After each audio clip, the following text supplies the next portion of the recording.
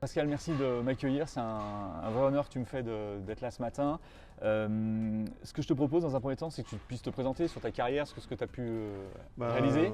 Pascal Foussard, j'étais directeur général du Tour Volleyball pendant une vingtaine d'années. Je suis resté au club une quarantaine d'années. J'ai été en parallèle manager de l'équipe de France depuis 2013 avec des coupures et des retours. Et mon dernier retour, c'était pour les Jeux Olympiques à Paris. Donc avec le Tour Volleyball, j'ai réussi à gagner 27 ou 28 titres, je ne m'en souviens plus exactement. Et avec l'équipe de France, on a gagné 3 Ligues mondiales, un championnat d'Europe et 2 Jeux Olympiques très récemment. Ouais, très récemment et avec des matchs incroyables. C'est un palmarès juste fou. On va rentrer dans le vif du sujet. Qu'est-ce qui te paraît important comme qualité pour être un bon manager? Déjà, pour être un bon manager, il faut écouter les gens. Parce que si on n'écoute pas les gens, si on pense qu'à ses idées, on ne prend pas les idées des autres, c'est la communication qui est, à mon sens, le plus important. Il y a la communication, l'écoute, et après il y a la prise de décision. Et il faut prendre des décisions. Ok. C'est un point important de la prise de décision pour toi du coup? Oui, parce qu'il faut faire des choix. Ouais. Alors oui, on en fait des bons, on en fait des mauvais, on en fait des moyens. J'en ai fait dans tous les sens. Mais il faut prendre des décisions, des fois dures, se séparer de gens, en garder, plein de choses comme ça, que ce soit dans son staff ou dans le recrutement ou autre. Okay. Et ça, c'est jamais simple. En vieillissant, ça l'est un peu plus. Parce que dès qu'on est un peu plus jeune, il y a l'affectif qui reste dedans. Et je pense qu'à un moment donné, l'affectif, il faut le mettre un peu de côté. Il faut être factuel, quoi. Pas de souci, pas de problème plutôt, parce que moi je suis dans un milieu, comme beaucoup de milieux, il faut des résultats. Et on ne peut pas faire des résultats qu'avec l'affectif, c'est quasiment impossible. Ouais, je comprends. Tu parles de prise de décision, on parle souvent de la solitude du manager ou du dirigeant ou du capitaine. Est-ce que c'est des choses que tu as vécues? Oui, c'est des choses que j'ai vécues tous les jours, quoi, tous les jours, parce que quand on prend des décisions, on ne peut pas demander l'avis à tout le monde. Oui, je prends des avis, j'essaye d'avoir une réflexion là-dessus, mais oui, c'est une solitude. Voilà, quand tout va bien, on a plein d'amis, et quand tout va mal, on en a beaucoup moins. Donc il faut savoir être capable de se recentrer. Oui, peut-être qu'avec le temps, on s'endurcit. Je me suis énormément endurci, même si peut-être de temps en temps, je peux avoir une image froide et distante, mais c'est fait sciemment. Ok. Est-ce qu'il y a un événement particulier qui t'a marqué dans ta carrière? Quelque chose qui t'a fait grandir et qui t'a fait te développer? Ce qui m'a fait grandir dans un premier temps, ce qui a fait grandir le Tour Volleyball en même temps que moi, parce que moi j'ai grandi en même temps que le Tour Volleyball, on a grandi ensemble, c'est la première Coupe d'Europe que j'ai faite avec le TVB qui devait être dans les années 98-99. Et on a eu la chance de faire tout de suite la Champions League, la plus grande des compétitions, et je me suis dit, c'est là que je veux arriver, c'est là que le club doit arriver. C'est-à-dire on a joué dans les plus grands clubs européens. Et à partir de là, j'ai pris beaucoup d'informations, je me suis déplacé, j'ai été voir des clubs italiens, des clubs polonais, même en Russie aussi. Et j'ai pris beaucoup d'informations, comment me faire progresser, comment aller vers le très haut niveau. Et ça, c'était en 99 et on est arrivé très vite, très vite, trop vite d'ailleurs au très haut niveau, parce qu'en 2005, on a gagné la Ligue des Champions. Et c'était un peu trop tôt et on n'en a pas bien profité. D'accord. Donc en fait, c'est le fait d'avoir eu accès à ce niveau où tu t'es dit, là, c'est pour moi, il faut que j'aille vers ça, quoi. Oui, exactement, parce que je me suis dit, on a un palais des sports, on a une ville, à l'époque, le basket n'était pas très bien, le foot n'était pas très bien, on va dire comme d'habitude, mais c'était compliqué pour beaucoup de sports. Le volleyball, il faut être clair, c'est un sport qui ne coûte pas très cher. Et je me suis dit, on peut ancrer le volleyball à Tours, qui normalement n'était pas une ville de volleyball, et qui l'est devenu depuis plus de 20 ans. Ok, parfait. Tout au long de ta carrière, tu as eu des modèles inspirants, que ce soit dans le volley ou dans d'autres domaines, des personnes qui t'ont donné des voix ou des exemples? Oui, je me rappelle pas, j'ai pas un modèle pur, mais je me suis beaucoup. Déjà, il faut beaucoup lire pour s'inspirer de gens dans le milieu sportif. Oui, je regarde beaucoup des analyses que peuvent faire dans le monde, mais généralement, je ne regarde pas trop le monde du foot. Je regarde surtout le monde du rugby, le monde du handball, le monde du basketball, qui s'approche du monde du volleyball, et je m'inspire de ce que disent, écrivent les managers, les présidents de clubs, certains entraîneurs qui sont inspirants, quoi. Donc voilà, des gens comme Constantini, Onesta, je me suis aussi inspiré un peu de leur culture, de ce qu'ils ont énormément développé leur sport. Donc c'était ça qui était intéressant à suivre, ou d'autres comme Galtier, ainsi de suite. Ok. Tu as l'impression d'avoir développé quelle qualité depuis, cette Coupe du Monde c'était Coupe d'Europe, pardon, 99. Je sais pas, je me suis déjà j'étais le premier manager du volleyball. Au départ, on se disait qu'est-ce que c'est que ça. Il y en avait dans tous les clubs polonais, italiens, russes, partout. Et je sais pas, la curiosité déjà m'a fait grandir. Après, je sais pas que je me suis fait tout seul, mais avec le club on s'est fait à deux. Mais comment dire, quelle qualité, je sais pas, c'est dur de développer soi-même ses qualités. Mais je pense que j'ai une capacité de travail importante et je lâche rien, quoi. En fait, je lâche rien. Donc la pugnacité, c'est. Oui, c'est le. Quand on parle de qualité, on aime bien parler en fait des talents. Alors c'est toujours quelque chose qu'on a du mal à exprimer pour soi-même. Mais j'imagine que quand tu as tes joueurs, tu sais quel talent ils ont et quel. Ah oui, j'estime avoir eu un peu de talent pour, pour recruter des joueurs, les mettre dans de bonnes situations, faire des amalgames ou vulgairement des mayonnaises, que ce soit tant avec des joueurs, avec même des dirigeants, même des entraîneurs. Donc c'est ce choix-là qui est important à faire, qu'on le développe au fur et à mesure du temps. Faire l'alchimie entre les gens qui font gagner une équipe, une entreprise, un staff. C'est tout ça que j'ai appris avec le temps à mettre en place, quoi. Okay. Tu parles de temps, donc je vais rebondir sur un sujet qui est super important dans le sport, mais aussi dans l'entreprise, c'est la motivation. Tout à l'heure, tu me parlais en off de cette épopée des Jeux Olympiques où vous êtes restés 3 mois et demi, je crois, c'est ça, ensemble. Ça, comment tu arrives à maintenir un niveau de motivation pour toi et pour tes équipes, du coup? Est-ce que tu as des petites recettes ou des… La recette, elle était très simple pour nous. C'était Paris, c'était les Jeux Olympiques. Donc on avait une lumière au fond d'un tunnel au départ. Ça faisait plus d'1 an qu'on en parlait. L'équipe de France était en difficulté dernière, avec un championnat d'Europe moyen, une ligue mondiale moyen. Ça fait 2 ans qu'on ne gagnait pas les grandes équipes. Donc la seule chose qu'on s'est dit, c'est qu'on va rester ensemble, on va travailler, parce que sans travail, même avec les joueurs les plus talentueux du monde, on n'y arrive pas. Et on s'est retroussé les manches du début à la fin, mais bon, on a surtout travaillé en staff à partir du mois de septembre l'année dernière. Et on a énormément travaillé pour arriver au premier rassemblement vraiment très près, avec un contact qu'on a maintenu toute l'année avec les joueurs. Avec l'entraîneur, je faisais une réunion par semaine, avec le staff au départ une par mois, après une tous les 15 jours, après une toutes les semaines, quoi. Et on est arrivé en ordre de match avec des déplacements, avec des rassemblements qu'on a fait en tant que staff. Ça ne s'est pas passé le jour J, arrivé au premier jour de stage au 1er mai à Cannes. Ça s'est vraiment préparé avant. Et comme on dit, pour aller gagner quelque chose, il faut vraiment se préparer, quoi. Ok. Donc pour toi, la préparation, c'est essentiel. Et tu parlais de lumière. Nous, on parle de vision souvent en entreprise. C'était justement la vision de Paris. Oui, parce que c'était l'axe de motivation de tous, quoi. C'est-à-dire que sur des compétitions qui sont uniques, c'est la compétition d'une vie, hein. Jouer les Jeux Olympiques chez soi, le dernier c'était il y a 100 ans. Donc c'était les sacrifices uniques à faire, et on les a tous faits, mais très simplement, parce qu'on savait qu'on devait les faire pour au moins essayer de réussir. On n'était pas favoris, on a un petit peu déjoué le pronostic. On est surtout devenus favoris au fur et à mesure de la compétition. Qu'est-ce qui a fait que vous avez déjoué, à ton avis? C'est quoi le déclic qui fait que… Le déclic, c'est on a joué la Ligue mondiale avant, on a commencé à se préparer en mai, qui a commencé début juin et qui a fini fin juin, début juillet. On a commencé à battre des grandes nations. On a battu l'Italie sur un match au Canada et on s'est dit on est encore capable de le faire. Et on a commencé à enchaîner. À la fin, on a gagné la Ligue mondiale en Pologne, c'est-à-dire qu'on a rebattu l'Italie, on a rebattu la Pologne devant 15 000 personnes et on a battu le Japon en finale. Et on s'est dit là, on commence à être prêt et on commence à être sur l'échiquier des meilleures nations. Okay. On parle de plus en plus de préparation mentale. C'est quoi votre approche, vous, en équipe de France ou au volleyball? Au tour volleyball, on n'a pas de préparateur mental. On l'a fait par le passé. Ça n'a pas été une grande réussite. Avoir un préparateur mental, c'est bien. Avoir quelqu'un de qualité, c'est mieux. Non, d'accord. Et on a la chance, nous, en équipe de France, d'avoir Makis Chamalis, qui est un préparateur mental de très haut niveau. Il travaille avec de très grands sportifs, de très grands clubs. Et la fédération nous l'a mis à disposition il y a 2 ans. Au début, moi, je ne suis pas toujours ouvert aux préparateurs mentaux ou aux coachs. Lui, il est plutôt coach que préparateur mental. Parce qu'il y a de tout là-dedans, quoi.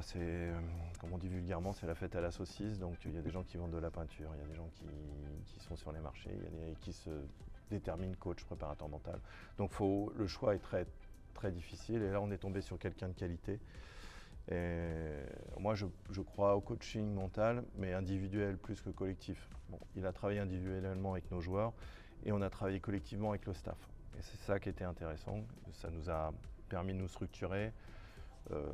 Travailler en solidarité, donc ça c'était assez important. Moi j'ai travaillé avec lui, l'entraîneur et vraiment le staff et quelques joueurs, peut-être 60-70% de l'équipe. Et il venait par moment, il n'était pas constamment avec nous. Parce que l'important du coach et du préparateur mental, c'est pas d'être constamment avec le staff et les joueurs. Sinon après il est pris comme un membre du staff, le même que les autres. Et il faut une démarche très formelle par moment, informelle, mais pas en permanence avec un staff. C'est ça l'erreur des fois de certains staffs qui ont toujours leur préparateur mental ensemble. Alors à la fin, ça vient le copain des joueurs, l'ami des joueurs, il joue aux cartes avec et là on loupe les choses. Ouais, c'est très intéressant ce que tu dis. Alors je suis complètement d'accord avec toi, ce métier il est galvaudé, il y a des coachs un peu dans tous les sens. Mais la posture elle est importante effectivement et je pense qu'effectivement arriver avec un aspect extérieur justement pour pouvoir verbaliser des problématiques de confiance en soi, de problématiques ponctuelles, mais il ne faut pas être le copain, sinon ça ne fonctionne pas. C'est la première erreur de tous les coachs, hein, c'est de venir de dire ami des joueurs. Alors c'est très difficile parce que la barrière elle est fine et quand on est dans une équipe un peu comme la nôtre qui font les meilleurs joueurs du monde, on a envie d'être proche de ces joueurs et c'est là qu'il faut la barrière. Okay. Tu as eu l'impression malgré tout que ça a apporté des choses Oui, ça a apporté des choses parce que les joueurs à un moment donné, oui, ils échangent beaucoup avec moi l'entraîneur, mais d'avoir quelqu'un extérieur, un œil extérieur, une compétence extérieure, parce que c'est pas que parler avec des gens, c'est une compétence. Et ça nous a, oui, effectivement, beaucoup apporté parce que l'équipe de France avait traversé quasiment 2 années compliquées, surtout l'an passé, donc avec une problématique interne de staff, des gens à pas garder, des nouveaux à intégrer, des choix de joueurs. Pour les Jeux Olympiques, c'est difficile. Donc oui, ça nous a énormément aidé, apporté et structuré aussi. Ça marche.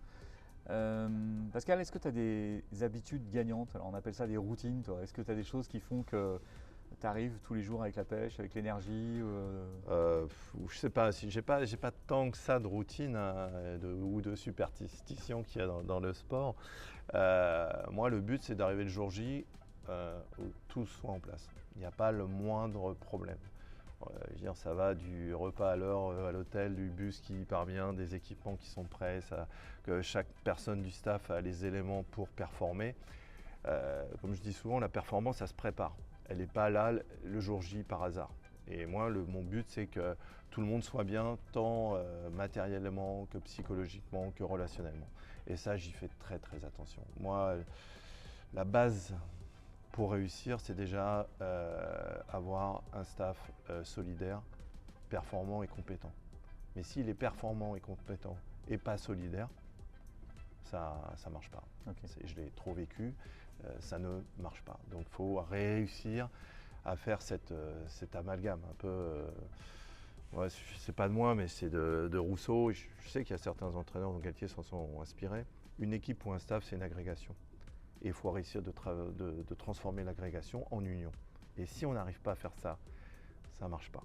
Alors on parle beaucoup des joueurs, du collectif, mais c'est en amont avec le staff que ça se passe. Si le staff n'a pas cette union, cette union, elle est contagieuse. Mais quand il n'y a pas union, c'est aussi contagieux. Donc c'est ça qu'il faut réussir à transformer, c'est cette agrégation en union. Et c'est un travail énorme. Et c'est un travail énorme de tous les jours. Parce que quand on vit tous les jours ensemble, toutes les nuits, tous les déplacements, le moindre problème humain, il prend des proportions énormes. Et c'est ça qu'il faut réussir à gérer et d'arriver au jour J, d'arriver au JO, en pleine confiance et en pleine envie, quoi. Donc ça veut dire que là, c'est vraiment un travail de tous les instants, de détails. Il faut faire attention que Ah mais oui, de toute ça façon, reste en permanence ce qu'on au dit top, souvent, le haut niveau, c'est du détail. Ouais. Mais le détail insignifiant et qui va de la surveillance, pas de la surveillance, mais du bien-être. Et alors on parle beaucoup de bienveillance. Maintenant, le mot à la mode, c'est la bienveillance. Ok, la bienveillance, là, j'y fais attention. Et cette bienveillance t'amène aussi à la compétence et t'amène aussi à faire des choix. Donc quand on fait un choix, expliquez-moi où est la bienveillance, j'ai du mal à la trouver. Mais il faut réussir au moins dans le staff, à que cette bienveillance fonctionne, quoi. Nous, on a fonctionné en staff de 8, en staff très réduit. C'était mon objectif de départ parce qu'il avait réussi avant. Généralement, quand une chose réussit, on essaie de la retranscrire.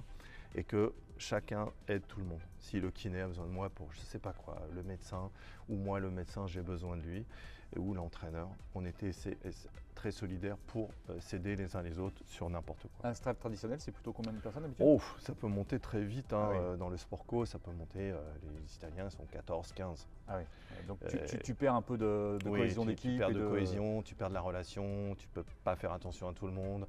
Donc nous, on était assez réduits, on était 8 sur les JO, avec un apport kiné à côté 9 et notre préparateur, notre coach un peu là 10, mais on était 8 toujours ensemble en Ligue mondiale et avec de temps en temps quelqu'un avec nous quand on était en stage, on montait à 10 quoi. Ouais. Et c'était beaucoup plus simple et pour moi c'est beaucoup plus simple et ça responsabilise chacun sur ses tâches et ça responsabilise chacun sur la performance.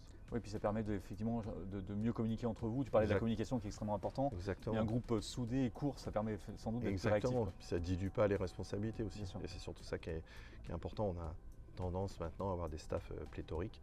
Alors c'est bien par moment, mais par d'autres, il faut réduire. Okay.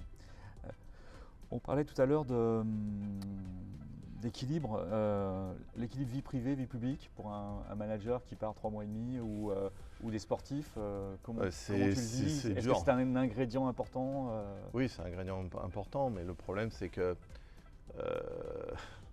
les sacrifices quelque part, moi j'en fais, c'est sûr. Mais ceux qu'on font le plus, c'est nos familles, mon épouse, mes enfants, qui ont souffert des absences, d'un père qui des fois mentalement n'est pas là parce qu'il est la tête complètement ailleurs, avec le téléphone qui sonne en permanence, les mails à lire.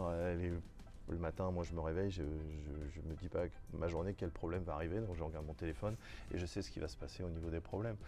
Et non, c'est surtout pour les autres, c'est dur à vivre. Moi, je suis dans la passion, et la passion, par moment, fait faire beaucoup d'erreurs humaines, et surtout sur sa famille. Et c'est ça qui est des fois compliqué à mener, quoi, et voire quasiment impossible, quoi. Donc, la difficulté, c'est sur ses proches d'accepter ça, et c'est pas toujours facile. Alors oui, quand on gagne les Jeux Olympiques, ils savent ce que c'est, mais c'est pas au jour le jour, c'est compliqué. Tu parlais tout à l'heure d'éléments, la gestion du stress, du coup, comment ça. Ouf, moi c'est un comment problème. Comment tu abordes ce sujet? Ouais, c'est un problème. La gestion du stress, avant les matchs, elle n'est pas très haute, mais pendant les matchs, elle est très haute parce qu'en fait, un manager, ça calcule. Et moi, je calcule toujours si on gagne, si on perd, qu'est-ce qui va se passer au niveau comptablement pur sportif, au niveau partenariat public, investissement, qu'est-ce qu'on peut faire, qu'est-ce qu'on peut pas faire, économique. Et c'est ça qui est dur parce que, en fait, moi, dès qu'un match commence, ça bouillonne en des gens calculant ce qui va se passer. Soit défaite, soit victoire. Quand un manager, le principe, c'est de essayer de jouer toujours avec un coup d'avance. Et si on perd beaucoup, le coup d'avance, on a plutôt des coups de retard, quoi.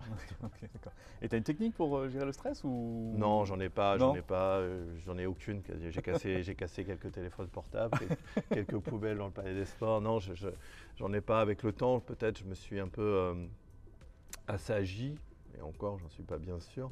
Mais voilà, non, j'ai pas travaillé beaucoup là-dessus, hélas peut-être, mais je m'estimais que j'avais pas le temps de le faire. Donc. Et tes joueurs, du coup, ils sont. On parlait tout à l'heure de coaching mental. Est-ce que tu as des joueurs qui sont plus sujets au stress dans des grands événements, dans des grands matchs? Quel est ton discours par rapport à ça, justement? J'essaye de. Moi, c'est pas une de mes forces, mais un système, c'est que je parlais beaucoup individuellement avec les joueurs. Collectivement, un peu, mais peu. Parce que j'y crois pas trop, moi je crois pas trop aux grandes messes, je crois pas trop. De temps en temps il le faut, hein. Il le faut, c'est clair.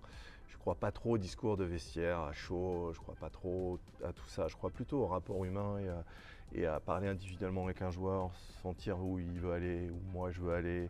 Et à un moment donné, nos projets doivent être communs sur une certaine ligne. Un joueur, il a plein de projets. Il a son projet sportif, il a son projet financier, il a son projet de famille. Le club a son projet aussi sportif et financier. Il faut que tout ça arrive à aller dans le même chemin, à un moment donné. Ça ne le fera pas toujours.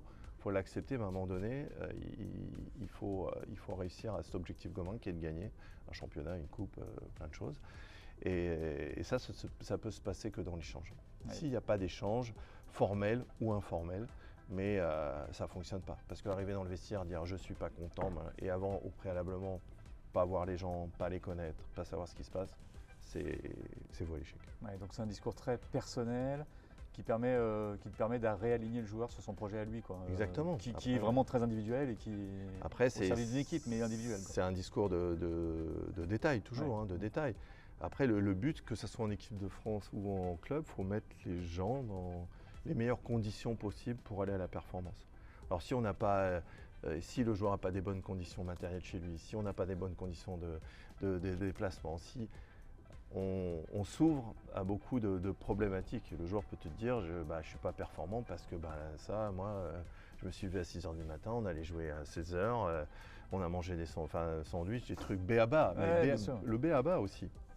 Il faut lisser tous les détails. Une fois qu'on a lissé tous les détails, on peut arriver vers la performance. Ouais, c'est pour ça que depuis tout à l'heure, tu parles beaucoup de préparation. Bien sûr. Pour toi, c'est fondamental pour la performance, quoi. Pour moi, c'est fondamental. Ouais. Parce que, bon, bien sûr, il y a une maxime qui dit je ne connais pas des athlètes surentraînés qui arrivent. J'en connais que des sous-entraînés. Ok, moi, je suis d'accord avec ça. Mais préalablement, sous-entraîné ou surentraîné, il y a un préalable qu'il faut faire. Ok, ça marche. Je vais finir par une dernière phrase, une dernière question. On lance un programme qui s'appelle Pas de plan B. Voilà, de façon très naturelle. Pas de plan B, ça t'évoque quoi, toi, si ça t'évoque quelque chose?